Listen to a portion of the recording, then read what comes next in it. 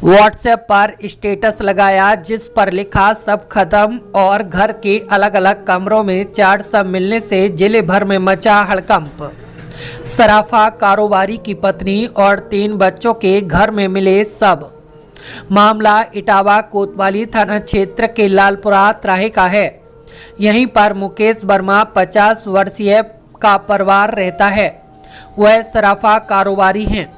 Police के अनुसार सोमवार की शाम को कारोबारी ने 112 नंबर पर सूचना दी।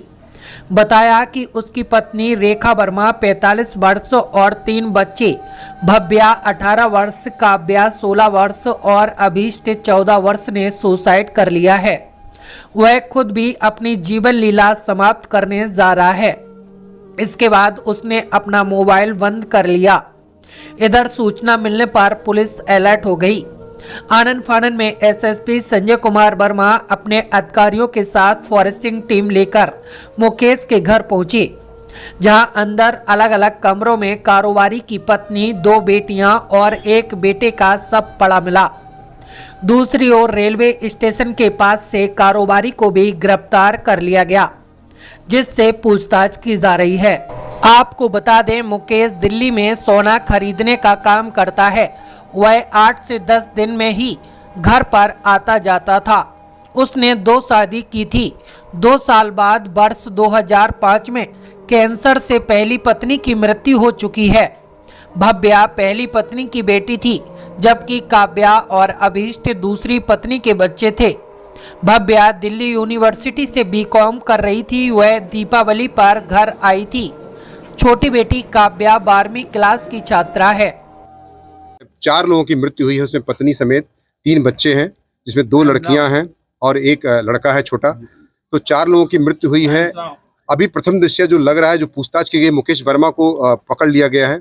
मुकेश वर्मा स्टेशन से गिरफ्तार हुए हैं और जहां तक जानकारी हुई है कि वो रेलवे स्टेशन पर स्वयं आत्महत्या करने के लिए गए हुए थे। रेलवे ट्रेन जो जा रही थी उसके नीचे स्वयं लेट गए थे और उन्होंने बताया कि ट्रेन गुजर गई, उनको खरोच हालांकि आई। उसके बाद आरपीएफ ने, क्योंकि ट्रेन खड़ी हो गई जब वंदे भारत एक्सप्रेस, तो मरुधर एक्सप्रेस, तो उस पर जो है उनको फिर आरपीएफ के लोगों ने निकाल लिया है। और उनसे जो पूछताछ की गई प्रथम दृष्टया, तो वो कुछ आपसी विवाद, जो घरेलू विवाद होता है, उससे तंग आकर के इस तरह का निर्णय पूरे बच्चों को और पत्नी समेत आत्महत्या करने का निर्णय लिया था। उसी के क्रम में उन्होंने जो है नींद की गोलियां इत्यादि भी दी हैं, कुछ बरामद भी हुआ है। और उन्होंने ये भी बयान में स्वीकार किया है कि चूंकि मैं काफ़ी फ्रस्ट्रेट चल रहा था और पारिवारिक विवाद से मैं इतना फ्रस्ट्रेट हो गया था कि हम पत्नी और बच्चे सभी मिल करके आत्महत्या का निर्णय लिए थे। बाकी कुछ बातें और भी हैं जो कि वैज्ञानिक साक्ष्य आप देखे होंगे, फॉरेंसिक टीम हमारी पहुंची हुई है। सबके गर्दनों पे कहीं न कहीं से कुछ लिगेचर मार्क भी दिखाई दे रहा है और खून का एक बूंद भी कहीं नहीं है, आपने देखा भी होगा। चूंकि तो इसलिए प्रथम दृष्टया ऐसा लग रहा है कि आपसी सहमति से इन्होंने जो है अपने मृत्यु को जो है खुद इन्होंने जो है चुना है। बाकी इसकी जो भी फॉरेंसिक जांच होगी, साथ ही साथ इसमें जो भी इसमें पोस्टमार्टम की रिपोर्ट आएगी, तदनुसार आपको अवगत करा दिया जाएगा। बच्चे और पत्नी क्या उम्र रही होगी? पत्नी की उम्र करीब लगभग 40 साल के आसपास प्रतीत हो रही है।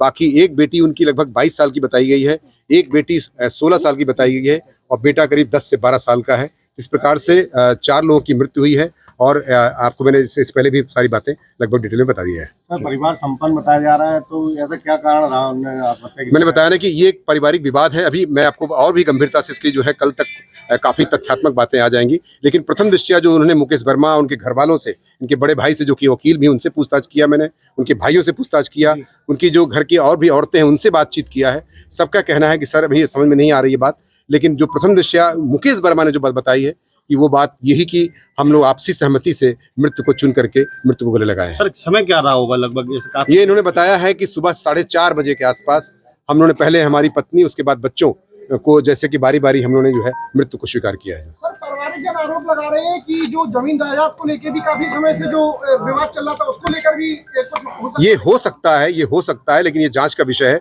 अब तक इसको एकदम, जब तक मैं पूरी तथ्यात्मक जांच न कर लूं, इस पर मैं कमेंट नहीं करूंगा, लेकिन प्रथम दृष्टया पारिवारिक विवाद ही समझ में आ रहा है।